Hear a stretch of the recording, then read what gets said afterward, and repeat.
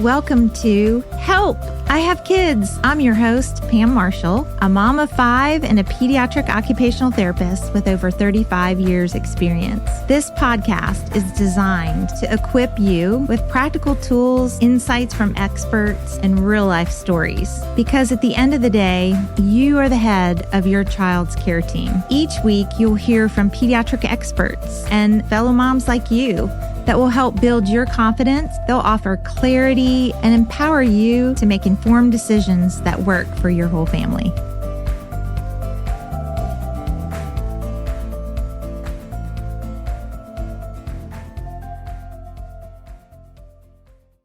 Hi, I'm Pam with Help!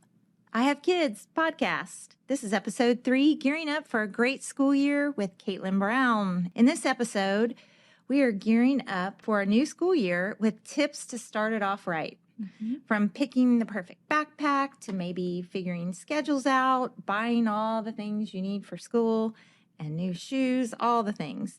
Joining us is occupational therapist Caitlin Brown and mom, and she's going to tell us a little bit about yourself. Yeah, so I've been working in the school system for 10 years now. Wow. So long. I have a 9-year-old and a 3-year-old. My 9-year-old has some ADHD, anxiety.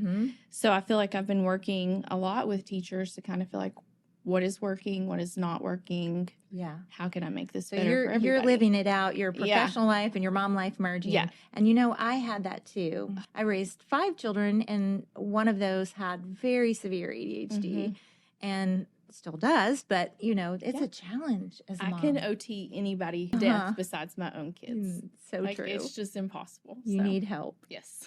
You're a mom that needs help, just like some of the moms listening need help. Well, our topic today is a lot of moms are thinking about back to school and how do I get my child ready? And especially if you have a new kindergartner, how do you get that kindergartner ready? But before we dive into all that, I'm going to ask you my favorite question is what's the favorite piece of advice that someone gave you as a mom? Like a favorite thing?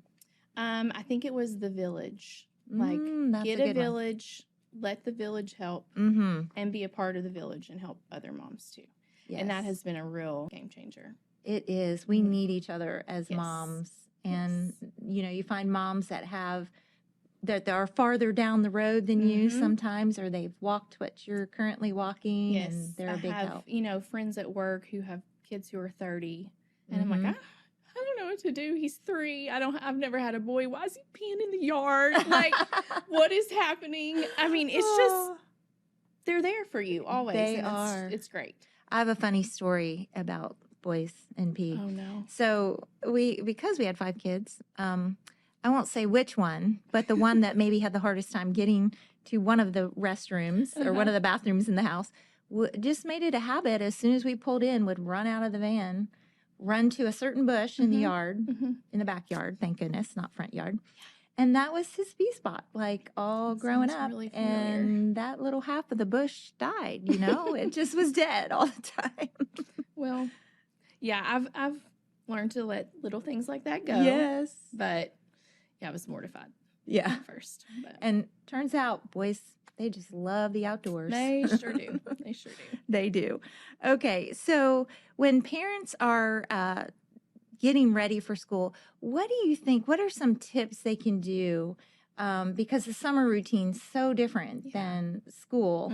And our little ones, they just cry when they're tired and miserable. So how can we get them ready for school? So some of my favorite things to do, especially for the little ones who are not used to school, those preschool, kindergarten babies, is kind of put up a visual schedule at your house in the summer.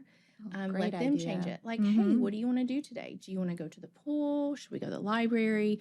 And then kind of just have that schedule on your refrigerator somewhere they can see it. You don't have to reference it all day, every day, or be stuck to it, but just it's there.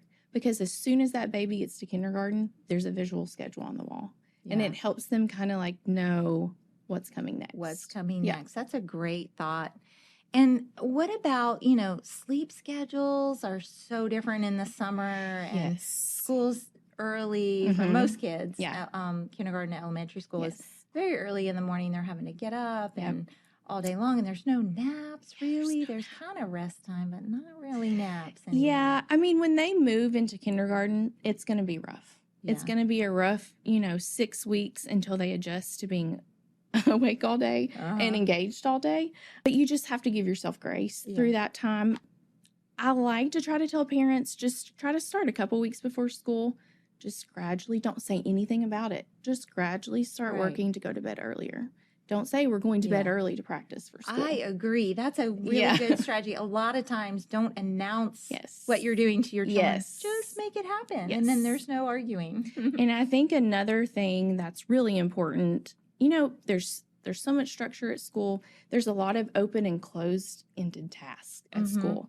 And a lot of times, if a kid's completing a coloring task at home, they can do that as long as they want, right? But if they're at school, they can't. There's an end time. And it makes kids so anxious at first. So I love to use a timer as we're getting ready to go back to school and just say, hey, guys, we have 10 minutes to clean up your room. It's okay if you don't get finished, but let's just do this for 10 minutes. And when the timer goes off, we transition. I think that's great. I always loved using a timer as well as a mom. It does help with those transitions because it gives them a cue of, it's time. In kindergarten, there's a timer up all day, every day, I promise. It's on the big board, the IFP boards, which are like our new computer systems, and there's a huge timer up. So it's really helpful to kind of transition them that way. Have that visual. That's so good. What about the school supply list? So most schools generate that supply list and the parent has to go get it, or sometimes they have packs of school supplies that the parents just buy. But, there's always parents that want to do the little bit of extra and buy extra things. Sure, don't do it. Don't do it. Don't buy extra things that are cute little extra colored pencils or things for the student. Yeah. A lot of times we really look for equality at school and every student has the same thing. So nobody feels like, oh, they don't have that or, they do have that. But if you're going to buy extra things, you're buying Kleenex and you're buying Clorox wipes for your teachers. Kleenex and Clorox That's where it's at. Great. You will be very popular if you And I also think how nice it would be that if a parent has extra money in their budget, rather than spending extra money on your child, ask the teacher what they need. What do they need? What do they need? Because that is a big gift for a teacher to get to purchase something they might really need. Yeah. That's a good thought. So backpacks. Yeah. Backpacks are a big one. Yeah. I think it's so funny to see a little tiny kid with a huge backpack on, but it's really actually not funny because it's not. It's actually terrible, but it's also so cute. Backpacks are a struggle at school. The kindergarten classrooms especially have the little tiny cubbies. And so if we have a huge backpack that's too big for our kids, it's not fitting in the cubbies. They're needing assistance every day from a teacher to get help to get their backpack in the cubby. I say to go for the smallest backpack that fits exactly what they need. Less frill and is so better. What do they need? They just need to be able to fit a folder, right? Like a folder. Like a regular folder. Depending on your district, if your district has one-to-one Chromebooks, sometimes the Chromebooks will start coming home, but they're no bigger than the folder. Right. So folder size, and maybe if they do pack their lunch, their lunchbox to fit in it. Enough to and they also will bring snack typically in kindergarten. So big enough for those things, but just try to go the least amount of pockets, the least amount of zippers, and then practice with that before school. So if you give your kid a backpack on the first day and they've never unzipped a backpack or zipped it up, it's going to be an issue. Right. So just practice that before school starts. If your kid has trouble with that, like if they are a student who's already having difficulty with those little fine motor tasks, I always take a pipe cleaner, loop it through the little zipper part and make a little bracelet out of it, and then they can just pull with a more gross grasp. That's a great strategy. And it makes it easier for them. And they get to open and close it themselves. It's easier for the teacher. It's easier for them. And pretty much that's a good thought for a mom to think about is, can my child do all these things independently? So whatever lunchbox you buy, backpack you buy, can they get in and out of it? Or the cute little containers that the food is in. Talk about that. Those the Benko boxes, they're so cute and adorable, but they are so hard to open. Yeah. So like kids will be struggling at lunch to get them open. I always tell my preschool parents going into kindergarten, practice with baggies, practice opening your juice box, practice all that stuff so they're independent because they don't have that Yeah. much time to eat at school. And these are things parents don't really think about. Mm-hmm. They just think about getting the nutrition Sure. that they need Yep. in the lunch. They don't necessarily think about Yeah. there's no one there to open it. Yes. Like we're And used I mean, to the doing for- teachers, they're all over the cafeteria. They're doing their best, but there's so many little hands up. Right. And it'd just be way easier if they could just work on it Right. themselves. And As then they could help a independent friend. as they can be. Yes. Right. Yeah. Right. That's good advice. Is there anything else you can think of that is helpful in terms of like what type of jacket to buy? That's Mhm. another thing that sometimes kids struggle with. Yeah. For jackets, I do think it's very important that your student always has a layer at school because Mhm. sometimes it's very cold. And especially the little kindergartners, they get all torn up about that.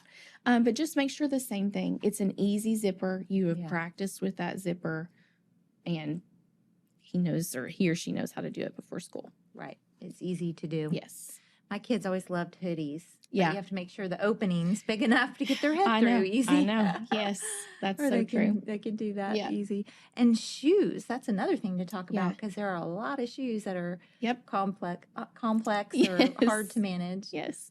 The best thing for shoes, if your kid is not tying their own shoes yet, you're going for Velcro, period. Don't worry about it. It's going to be so much better for them Mhm. when they're out on the playground or walking in line and having to stop and tie their shoe. Just make it as easy as possible for them in the That's so shoes. good. I know one thing I really enjoyed as a mom was because I value good, like a good shoe that they can run in. Because Mhm. we OTs love recess and think it's so important for kids to get out and run and get their energy out. So we always made sure they had a Tennis good shoes, tennis like shoe, real a tennis good shoes, running shoe. yes. But some moms care about fashion, Mhm. or maybe the kid cares a little bit about Yeah. fashion. So, what's your recommendation there? What are your thoughts there? I mean, kids are resilient, right? I've seen Yeah. little girls run on that playground in high heels, just getting it. But I think the best thing is definitely a closed-toed shoe if you Yes. can, and more of a tennis shoe that they can really just Right. run and play. And Something jump. with an arch support that has good Yes. support to the Yes. feet. And Mhm. sometimes tennis shoes get expensive, and I Yeah. totally get that. But that is something that's very important for them. So It is. yes, Really helps them. So to get dirty and to be able to run, those are Yeah. two things that so important. so important Yeah. at recess for Mhm. them to be able to do that. And I think that's also something that maybe moms don't think about, Mhm. They Yeah, don't, it's true. because this is their first child going to school. Yep. And they don't know that recess is so important Yes. for them. That's good. So we went through backpacks and shoes. What's one final tip? Like, can you think of anything else that helps set your kids up for a great year? Like, is there any other tip you can think about? Because Yeah, I think not being afraid to speak to that student's teacher or not. I was very guilty of this. Hallie, my daughter with the ADHD, can sometimes be a lot, right? And Yeah. I was just so nervous that maybe a teacher wasn't going to like her or she was going to be a lot to deal with. And Yeah. then her third grade teacher this year has been just so gracious. And finally she said, Caitlin, I love her. This is what I'm here for. This is what I do. And it kind of took me a second to be like, okay. And then Yeah. I reflected on it and I was like, wait, that's exactly how I feel about all my kids at school Yeah. who their moms are probably so nervous about the Uh-huh. same thing. And that's giving yourself grace and knowing that we love those babies and just Yeah. let us love on them at school and just know that we chose that, right? Yeah. We chose to be there and Yeah. not to worry so much Yeah. about, your kid. Nobody's kid's That's perfect. really beautiful. I can hear your mom's heart after you received it Yes. from your child's Mhm. teacher, and now our moms listening that they can receive it from Yeah. you. It was a big That moment for me. And Your I was, babies are going to be Yes, loved. yes. That's a good, loud message for sure. Well, there's a question here that I have in our pediatric therapy outpatient world, because Mhm. we have school-based services and we have outpatient services. a thing that we get asked a lot is, how do I get my child signed up for preschool through public school? Sure. So can you talk a little bit about like private preschool versus public preschool Sure. and how to access those services and how to get parents thinking along that way? Because we may have some listeners who actually do have littles that want to go to preschool. So typically in public school districts, or in mine specifically, I'm looking at, or the district is looking at, low-income students or students who do have a disability that would qualify. So typically what we do is the parent will look on the district's website and it'll show you your feeder school pattern, and then you just call that school. And you say, hey, I have a student who, and you do not have to wait until they're 3. So 3-year-olds is when preschool starts in the district that I'm in, but we like to get them evaluated and ready prior to 3. So we might evaluate that student, say they turn 3 in June. We might evaluate that student in June and be ready to go by August.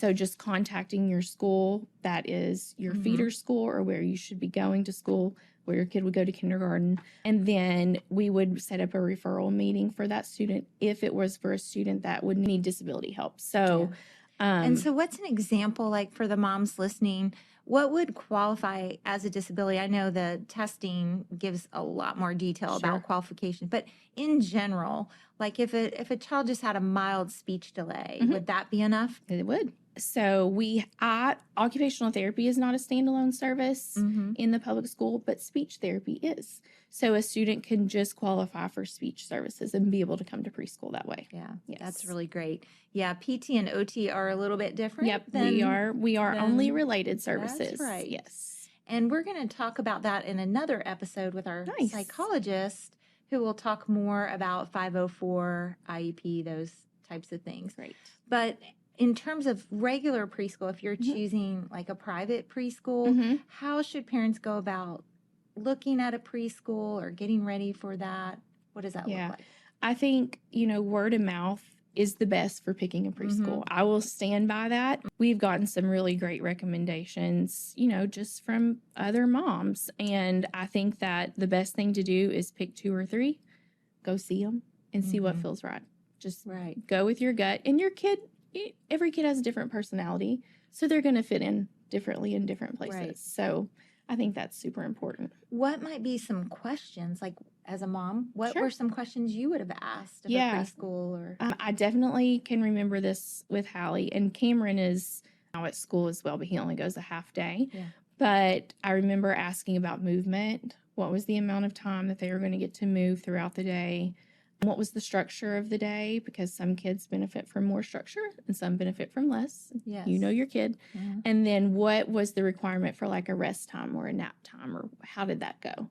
And then the last one, which is something moms don't think about, I swear, is, do I get to come to this school and celebrate things? Like if it's my kid's birthday, am I allowed in to the school with all these other kids to bring? Good question. Yeah, cupcakes and, because every place has different rules. So if that's important to you, that's something that I would definitely ask. Yes, that's a great thought. I have been in daycares before that were sugar-free. Yeah.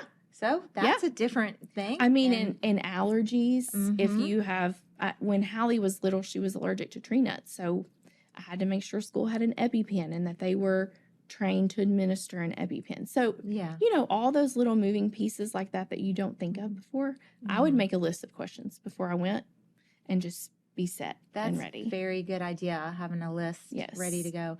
And if I were a parent thinking about preschool for my child, when would I start thinking about that? Like what time of year? Oh, goodness. What age? For public school, that enrollment starts, I believe, in January, February maybe. But for private school, you need to be way ahead of the game, right? Yes, like a year before. Yeah, you need least. to be ready before you've even gotten married and had a baby. So, especially for the really great preschools. So just kind of having your ducks in a row early is important for that, I think.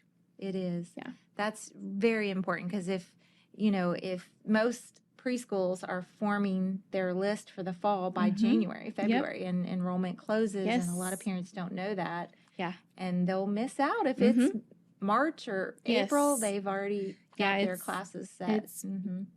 it's a very, structured but also kind of nerve-wracking process at Yes. first. But once you Yes. get it, you're fine. Yes. Yeah. And I think back to what you were saying about your favorite piece of advice was the village, is that's why you want your village, because, having Yep. other moms that Yep. share their experience or where Yeah. they've gone and what they've done is really helpful. Definitely. That's good.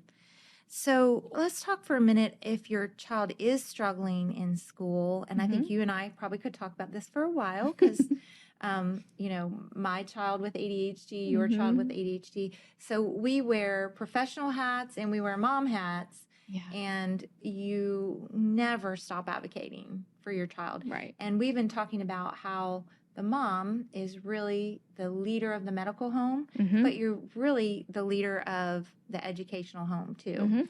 Not that we're excluding dads, it's just research shows most of the time it's moms in these roles. So for our purpose, we're just going to talk to moms that we lead that educational experience, and we also lead the medical home for our child. So, what are some things a mom can do if they really are seeing their child struggle, like coming home? And I know sometimes those ADHD kids hold it together at school and they come home and they let it loose on you and it's ugly. It's not fun. So try to think of if you were a student and you might have these difficulties, you have sensory processing disorder, ADHD, anything like that. All day you are so overstimulated, right? And you're doing your best, but everything is so overstimulating. I have one kid who, she's the cutest little thing in the world, but she hates movement breaks because her class is moving around her and it's too much. And she really comes apart during that time. So if you kind of think about that, but that's happening all day. My favorite thing to do, I use this with Hallie, I use it with Cameron, and I tell parents all the time, kind of strip it all away. When we get in the car, I have quiet music, if anything on. It is relaxing piano music. There's a snack in the car. There's water in the car. We come home and we just take a minute. Decompress. Like they're, if they want to change clothes because my kids wear a uniform or whatever, get out of those clothes. Just get into your best self. And then we just have some quiet time for a few minutes. At first, that was really hard for my kids. They, not a fan, didn't like it. But then I think, especially Hallie, started to realize, okay, this is what my body needs. So I would just encourage moms, even if your day has been absolutely nuts, which mine typically is, when I get in that car, I am cool as a cucumber. And they kind of think and see, safe place. Everything is calm. They feel it. They feel the calm. They feel the peace. Yeah, that's good. Yeah. I used to say I had to minister to my home when I was home ready to receive children in the door, to get the home prepared to receive them. So and then as a working mom, having routines in the morning that set things up so that when we did get home, it wasn't total chaos, but the home could receive us and we could have exactly what you're talking about, that transition, that time to go, that time to just breathe and settle. Yeah, that's really good. It's a big deal. And other strategies I know that worked for us in our home, like you said, a visual schedule always worked for my ADHD child, and it was pictures and what comes first, second, third. The other thing that worked beautifully about the routine of getting ready in the morning and getting out the door was setting things up so you move from room to room and you don't have to go back and forth. Like you don't have to go from the bedroom to the bathroom to the bedroom to the kitchen to the bedroom to the bathroom and back again. Like all that movement that your kids get lost and they can't follow that much direction. But you teach them what to do in the bedroom before they leave the bedroom. Then they move to the bathroom and then they go from the bathroom to the kitchen to eat. And then from the kitchen, it's brush Yeah. your teeth right there. Like Yeah. we would do practical things like that so Yes. you could get out the door without having, and especially if you have a 2-story house, you don't want them running back upstairs. Oh, and Hallie hates that. Because they're She going to be hates to go lost back if you upstairs. have to go back. Yeah, you're Yes. going to be lost. So trying to get things set up in a Yep. way that they move through the house where it's sequential and not all this back and forth and back and forth. Yeah, I also think it's also a good idea for like, so working moms, I'm getting ready while the kids are trying to get ready as well. So I will have Hallie's stuff set up in my bathroom. Oh, I that's a can great do idea. I can be right there with her for every step of the way. So she's not singing to herself in her mirror in For the bathroom 10 minutes and for have 10 no minutes. idea what time it is. Why? No, she is with me. She's got her clothes. I've got her hair stuff, toothbrush, toothpaste, Yeah. and we are right there together. Yeah. And it's kind of fun. It's like our little time in the morning. Little getting She ready likes to watch time. me put on makeup and while That's I'm really yelling, get your sweet. clothes on, get your clothes on, get your clothes on. But I mean, Yeah. still, we're still there together. Sweet. So I think that's pretty easy for her. Yeah, that's good. Yeah. Yeah, it always helps to do that self-discipline of getting ready the night before. I'm not an organized person, and so I really had to learn how to do that as a mom and had to learn some of those skills of sitting things out the night before, getting things ready, helping to make that morning routine a little easier. Like all, signing the folders, getting the snacks ready, all of that happens at night. Yes. And when they bring their Monday folders, or whatever day of the week it comes home, I used to call it Monday folder day, I just would stand with the folder by the trash can and just go ahead and throw all the things that need to be And then they cry. And then they Then cry. they say, why'd you throw that away? know. Yeah. Same thing. I'd say, well, we can only pick out so many things a year to save. So Yes, I'm the same way. yeah, it really helps. It keeps the clutter down and keeps the backpack from being all cluttery and all those things. Do it as you go. Yes.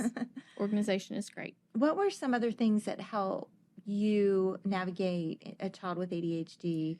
Because that's really common for a lot of people experience that. What were some of the tips or tricks that have helped you? There's been a lot. I started with, talking to her pediatrician. Then we started with a therapist for anxiety. She's been seeing her for 4 years now. Oh, that's Adore great. her. And then we kind of moved from there. So now Hallie takes medication. If you're a parent that chooses to do that, great. If you're not, also great. But I knew I kept trying to fix it myself. And I knew at some point I needed the village, right? Yeah. Like, so kind of taking those steps and talking with her teachers at school, talking to her psychiatrist, and just kind of bringing everybody together as a team was the most beneficial. Really good. To And you kinda have see. that professional background to know that. Yeah. But some of our moms listening, they don't know the first step. Yeah. So the first step is really talking to the pediatrician, you said. Pediatrician. And teacher. Yes. Mm-hmm. The pediatrician helped me so much. She gave me exactly what to do, next steps. Here's the form I need you to give your teacher. Bring it back to me. Then, we just kind of went that way through it. But I also think you just have to be able to ask for help. Yes. And that's the hardest key. part. And not wait. Like, you don't have to wait for your fall parent-teacher conference. If you know it heading into the year, maybe meet with your teacher before school starts. I think I was going to mention that about if you have a student maybe that goes to a private school or maybe even a public school, and there's something that your child uses that is beneficial to them, talk to your teacher about it. Like Hallie has several things at school that I provided. She has the sit and wiggle cushion. She has some things like that help her stay engaged at school. Yeah. Her teacher was like, yes, absolutely, bring that. Teachers want them to succeed, so just don't be afraid to talk to your teacher about, hey, he's got this one little chewy that he loves, and it's going to save him from chewing off all his sweatshirts and being anxious all day. Right. They're going to be like, yes, absolutely. Just bring it. Yeah. I love how teachers are really open. Many teachers are very open to whatever works for that student. Yes. So yes, that's it's changed good. a lot. It has, Yeah, yes. like even in the 10 years that I've been in OT, it's changed a ton. Yeah. They Very recognize thankful. that every student needs something different. Yes. And I don't know about you, but when I go to an all-day conference, Mm-hmm. I have a terrible time Right. sitting and Right. trying to pay attention because we don't do that, Yes, you know, yes. and we're asking our kids to do Yep. that. And so Yeah, you really there's, see. you know, now they're standing to work, they're laying on their bellies to work. It's just, Right. So it's beautiful. so much better. I always say that an ideal classroom has a trampoline in the floor where kids could just walk over. Literally. The ones that need it. Yes. You know, the ones that are drooping Yes. and need a little pick me up. Yes. And, you know, sometimes I have teachers, like, they'll get on to me. They're like, are you sure he can have gum? And I'm like, sis, Yes. did somebody tell you you couldn't have gum Yes. at some point? Yes. If it helped you? No. Like, you let that baby have gum because Right. it's helpful. So just things like that are kind of out of the box and not typically okay for school. Right. Don't be afraid to ask your teacher One about of the that. things I advocated for that honestly was such a gift to my ADHD child was he was able to listen to music. So even during tests, but we compromised, obviously, because he was a musician and in a creative school, but they allowed him to listen to music and we made it classical music. So I said, it doesn't matter. We just want, he needs that music to be able to focus. And so he listened to classical music even through his ACTs. That's awesome. He was allowed to have music in his ears. And that helped him focus. That's how he got through the test. That's awesome. You'd be surprised. A lot of classrooms are utilizing, you know, the sensory videos on YouTube. They've got the music going. The lights are down or off. And it's just, the change is pretty incredible. I love hearing that. Well, one last thing for us to talk about is the partnership between school and parents, and then also school and other professionals. Because sometimes, you know, if a child does have a lot of needs and they might have some medical professionals or people outside of school, let's talk about that for a minute. Because I know I'm a firm believer that we've all got to partner together. Yes. We all working together to help the child. And I just want moms to hear professional experience. And I think a lot of times moms don't know that we can chat. Right. You know, if I have a kid at school and you have a kid here, all we need is a signed release and we are ready to chat. That's right. So a lot of times during their annual meetings, we'll say, hey, you know, would you like us to be able to talk with them? And they're like, oh my gosh, I didn't know that was a thing. So, you know, that's easy, right? It's the easiest thing to just get that release. And then a lot of times what we'll do, a kid that say has a lot of service providers or, you know, it's kind of more of a complex kid, we will have team meetings and then sometimes the outside people get to come. That's good. And they are also, I don't want to misspeak on this, but I'm pretty sure I'm correct. They are also allowed to attend ARC meetings as long as that has been requested, maybe? Yes. Or like we knew before the meeting. Yes. So that is also a great thing. We learn so much when that happens. Like if a kid's ABA therapist comes to school for the meeting, we get great info. So it's really nice to be able to work together. And then we also have a couple of parents who we just have a big old group email and we are just constantly, you know, back and forth like, hey, outside OT, what do you think about this? And it's great because the parents on the email, so we can just all collaborate together. It's very super helpful. And I was going to say that moms listening, that is the primary way I think that professionals communicate would be via email. I know there's a lot of moms out there that don't use email or maybe don't respond to email, but they really need to understand that is the professional way we communicate. So a mom initiating that and beginning to join people via email is a great solution to get people to collaborate. Yes, it is great. A lot of times too, we'll be able to problem solve just from the email and then we can implement the interventions and kind of see what works. And then they're implementing them outside as well. And we can kind of bring that data together and say, what do we need to tweak, you know, here or here and kind of make it work everywhere. Yes. Yeah. Well, we are all in this together. Yes. And it's been so fun talking to you today. Thank you. Because I can feel just your mom's heart coming through and the love for the kids you work with as well as your own children and how we're just all in this together. Yeah. and we're supporting kids. Anyone who's in the profession of helping children should be so willing to all work together. Yes, We just have absolutely. the same thing in mind. We want kids to succeed and them to meet their goals and to be happy children that grow up. Yes. We want that. There's nothing better. Nothing better than that. Yeah. Thank you so much, Caitlin. Thank you for having me. Thanks so much for listening to Help, I Have Kids. If you're tuning into this podcast, that means you're a mom who's curious, committed, and ready to learn. And we see you. We'd love for you to join our Help, I Have Kids Facebook community, where moms just like you are connecting, asking questions, and encouraging each other every day. It's a space for real conversations, expert insight, and support from moms who get it, because we're all in this together. And if you know a mom who's feeling unsure or maybe overwhelmed, or just needs to be reminded that she can do it, she can advocate for her child with confidence, share this episode with her. We're building a village here, and we're glad you're a part of it.